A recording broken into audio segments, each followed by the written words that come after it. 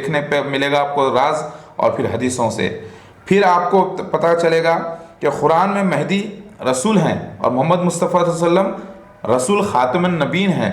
और कुरान पाक आम आवाम के लिए भी है, और वही कुरान पाक में अहकामात रसूल मेहदी अलैहिस्सलाम के लिए भी मौजूद हैं, और वही कुरान पाक में अहकामात नबी मोहम्मद मुस्तफ़ा सल्लल्लाहु अलैहि वसल्लम उम्मी रसूल के लिए भी मौजूद हैं। तब आपको पता ही चलना चाहिए कि एक ही कुरान पाक में आने वाले मेहदी अलैहिस्सलाम के लिए अहकामात मौजूद हैं जो रसूलुल्लाह हैं, मगर नबी नहीं है। लेकिन उसी कुरान पाक में रसूल यानी अल्लाह के भेजे गए हुए नबी मोहम्मद मुस्तफ़ा सल्लल्लाहु अलैहि वसल्लम खातन नबीन के लिए भी अहकामात मौजूद हैं, और फिर आम लोगों के लिए भी, इंसानों के लिए। तो आपको गौर व फिक्र करने हैं यहाँ पर, और आप जब गौर व फिक्र करेंगे तब आपको मिल जाएगा आसानी से। मसीहा और मेहदी अलैहिस्सलाम का मामला इतना आसानी से आपको हासिल नहीं होने वाला, ये बहुत बड़ा इम्तिहान है। गौर कीजिए, उसी कुरान पाक में आपको और एक लफ्ज़, चौथा पॉइंट है ये, जो मैं थोड़ा सा लिख लिया हूँ ताकि याद करके बता दूँ आपको, कि उसी कुरान पाक में आपको लफ्ज़ रब और रब्बुल आलमीन के लिए तहक़ीक़ करना है, क्योंकि फ़िरौन ने रब्बुल आला यानी कहा कि मैं बड़ा रब हूँ, अल्लाह होने का दावा नहीं किया उसने। तो वो लफ्ज़ पे भी आपको गौर करना है। और कुरान पाक में मौत और वफ़ात के क्या मतलब है हकीकत में, उसकी तहक़ीक़ करनी है आपको। फिर आपको हदीस में 30 छोटे दज्जाल जो अपने आप को रसूल कहेंगे वो कौन है, यानी वो आपको मानना होगा कि वो शख्स मेहदी अलैहिस्सलाम होने के दावेदार हैं। फिर आपको 8वां पॉइंट ये है कि ईसा अलैहिस्सलाम जो कि रसूल अल्लाह हैं, हकीकत में ईसा इब्न मरियम का एक लक़ब था रूह अल्लाह। तो जो हदीस में जो लफ्ज़ आए हैं ईसा इब्न मरियम तुम में नाजिल होंगे, तो आपको ये मानना है कि ईसा इब्न मरियम के माने रूह अल्लाह हैं। और खंजीर का कत्ल करेंगे, खंजीर का कत्ल से मुराद ये है कि मसीह दज्जाल का खात्मा करेंगे। फिर आपको मानना ये है कि जिजिया बंद कर दिया जाएगा। जिजिया बंद क्यों करने का तो अल्लाह ताला हुक्म नहीं दे रहे, बल्कि जिजिया लागू करने का हुक्म दे रहे काफिरों पे, तो बंद कर दिया जाएगा। कि माने क्या है, क्योंकि सब के सब मोमिन हो जाएंगे। और सलीब को तोड़ेंगे, सलीब को तोड़ेंगे मतलब सलीब जो गले में लटकाते हैं वो नहीं, सलीबी अकीदा ईसाईयत। तो ये यहाँ पे तीनों चारों कोडवर्ड्स हैं, ये आपको मानना है। ये तभी मुमकिन है जब आप तहक़ीक़ करेंगे कि ईसा अलैहिस्सलाम का इंतकाल हो चुका है, आने वाला रूह अल्लाह था मेहदी अलैहिस्सलाम, आने वाले जो है मेहदी अलैहिस्सलाम रूह अल्लाह हैं, और खंजीर से मुराद दज्जाल मसीह दज्जाल है, आम दज्जाल नहीं, मसीह दज्जाल। तो कब मालूम होगा आपको ये, जब आप तहक़ीक़ करेंगे तभी मालूम होगा।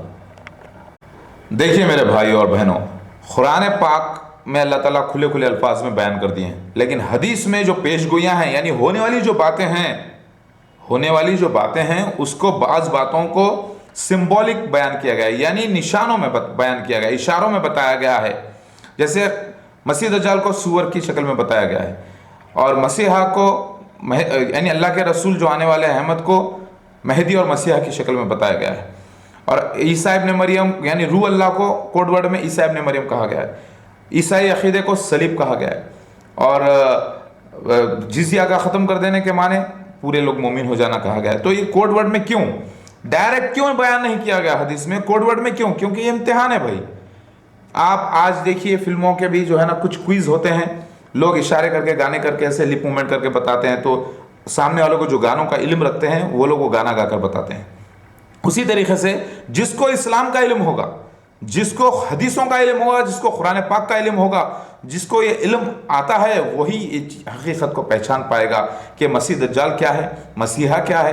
तभी यानी इल्म आएगा तो ही, यानी पक्का मुसलमान रहेगा तो ही वो पहचान पाएगा, नहीं तो वो नहीं पहचान पाएगा। मेरे भाई और बहनों, कुरान पाक गवाही दे रहा है कि पेशगोइयाँ अल्लाह ताला की तरफ से जो नबियों को हुई हैं वो सिंबॉलिक कोट्स में हुई हैं।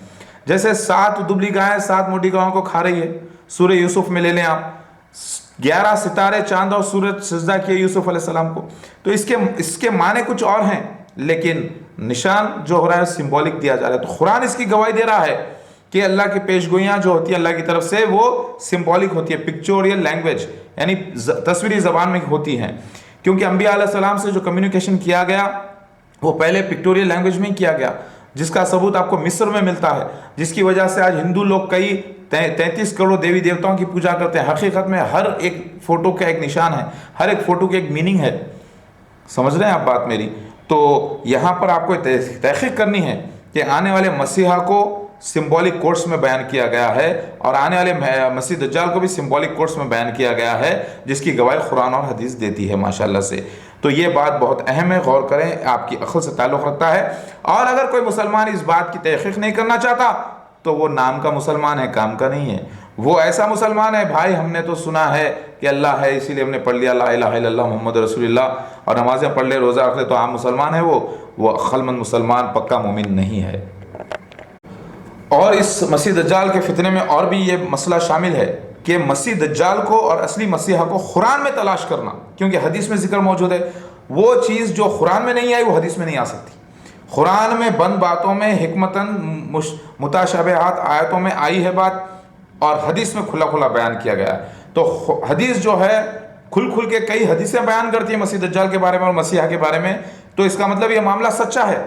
अब आप इसकी तलाश करना होगा कुरान में कि मसीह दज्जाल का जिक्र कुरान में कहाँ मौजूद है, हिस्सों में मौजूद है या एक ही जगह मौजूद है।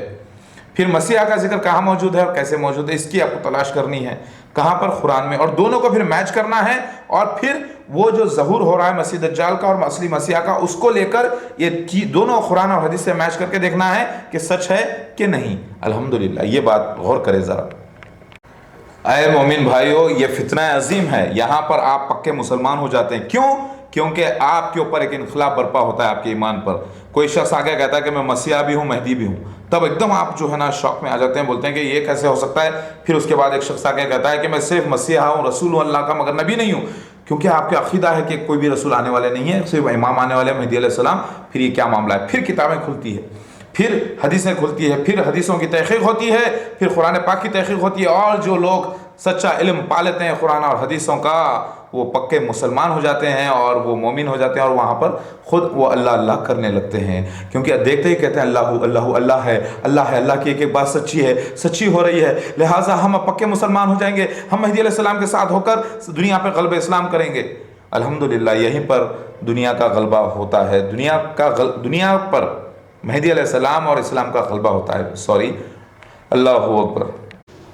और एक बात है बहुत इंपॉर्टेंट भाइयों, आपको इस बात की भी तहक़ीक़ करना है कि हदीसों में मसीह दज्जाल का मामला भी कन्फ्यूजन में क्यों लाया गया। एक इम्तिहान है, इम्तिहान में 4 जवाब होते हैं जो ऑब्जेक्टिव टाइप टेस्ट में दे दिए जाते हैं। उसमें एक सच्चा सवाल होता है और उसकी बिना पर एक सच्चा सवाल होता है और उसमें एक आंसर होता है सच्चा। उसी तरीके से इब्ने सय्याद पर मोहम्मद मुस्तफ़ा सल्लल्लाहु अलैहि वसल्लम का डाउट करना मसीह दज्जाल का, वो दिया गया आपको डाउट में लाने के लिए। उसी तरीके से एक फ़िरौन एक जो है यहूदी लड़का पैदा हुआ था मोहम्मद मुस्तफ़ा सल्लल्लाहु अलैहि वसल्लम के शहर में, उसके ऊपर डाउट किया गया मसीह दज्जाल होने का। फिर हदीस में आता है कि मसीह दज्जाल यहूदी होगा। फिर हदीस में आता है कि मसीह दज्जाल जो है एक जजीरे में क़ैद है। फिर हदीस में आता है कि मसीह दज्जाल जो है ऐसा होगा, वो ये कारनामे करेगा, नबूवत का दावा करेगा, रब होने का दावा करेगा। तो ये सारी बातों को मुश्तबा क्यों कर दिया गया, यानी डाउटफुल क्यों बनाया गया? ताकि आपको परखें कि आप सच्चाई कैसे निकालते हैं, दूध में से घी कैसे निकालते हैं और दूध में से पानी कैसे निकालते हैं। क्योंकि दूध जो है कुरान और हदीस है, हिदायत। जब आपको नबी मोहम्मद मुस्तफ़ा सल्लल्लाहु अलैहि वसल्लम को मेराज हुई तो आपको दूध पेश किया गया जिसके माने हिदायत के हैं। तो हदीसें और ये कुरान हिदायत है, दूध है, उसमें से आपको घी निकालना है, पानी अलग करना है और काम की चीज़ें अलग करना है। दूध को होल फूड कहते हैं, यानी पूरा मुकम्मल फूड। अगर छोटे मासूम बच्चे को दूध पिला लिया जाए तो उसका पूरा जिस्म बढ़ता है, क्योंकि उसमें हर चीज़ मौजूद है माशाल्लाह से। उसी तरीके से कुरान और हदीस में हर चीज़ मौजूद है, आपको तहक़ीक़ करके निकालना है। आपको सच्चाई क्या है उसमें परखनी है कि मसीह दज्जाल आखिर है कौन, वो जमात है या वो एक शख्स है या पूरा एक सिस्टम है। वो सारी बातें आपको तस्दीक करनी है। ये बात एक इम्पॉर्टेंट हो गई। इसके बाद और एक बात यह है कि बार बार फ़िरौन का मामला क्यों आया कुरान में, और फ़िरौन का असल बोलते किसको है? फ़िरौन एक शख्स है या एक शख्स की खिलाफत है? क्या ये मजहबी दावेदार था? क्या ये इसकी खिलाफत मजहबी थी, यानी इसकी जो डायनेस्टी थी मजहबी थी? आपको गौर फिक्र करना है कि फ़िरौन ने रब होने का दावा किया, कहा कि मैं भी रब बड़ा हूँ, मैं भी रब बड़ा हूँ कहा, उसने अल्लाह होने का दावा नहीं किया फ़िरौन ने। और हदीस में आता है कि ये दूसरा जो दावा करेगा रब होने का, ये मसीह दज्जाल करेगा। तो रब के माने क्या है? रब के माने बादशाह के है, जो कि अहदा है मेहदी अलैहिस्सलाम का। मेहदी अलैहिस्सलाम भी रब हैं, यानी रब्बुल आलमीन नहीं है, रब है। रब मतलब बादशाह, बड़ा। जैसे माँ बाप को भी रब कहा गया है, बादशाह को भी रब कहते हैं। सूरह यूसुफ में आयत नंबर 50 और 35 में जाके देखिए, रसूल और रब के माने आपको समझ में आएंगे। जाओ, जब यूसुफ अलैहिस्सलाम को उसके खासिद लेने आए, रसूल लेने आए, तो उन्होंने कहा जाओ तुम्हारे रब के पास पूछो। यानी रब मतलब बड़ा बादशाह, नोट करें आप। तो बार बार फिरौन, और फिरौन जैसी कौम मसीह दज्जाल है। आप ये भी गौर करें कि फिरौन जो है एक का नाम नहीं है, पूरी एक डायनासिटी